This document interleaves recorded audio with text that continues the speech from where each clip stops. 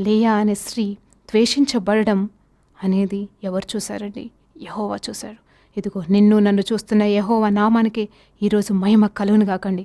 ఈరోజు వాక్యం వింటున్న స్త్రీ పురుషులారా, ఖచ్చితంగా ఈరోజు ఆ రోజు లేయాని చూసిన దేవుడు నిన్ను నన్ను చూస్తున్నాడు, మనల్ని చూస్తున్నాడు. ఆ కృపతో మనం ముందుకు సాగదాం. ఆ కృపను ఈరోజు మనం పొందుకుందాం. హల్లెలూయా, హల్లెలూయా. లేయా ద్వేషించబడుట యెహోవా చూచెను, ఆమె గర్భము తెరిచెను. చూసారా అండి? ఎంత గొప్ప ఆశీర్వాదం, ఎంత గొప్ప ఆశీర్వాదం అండి.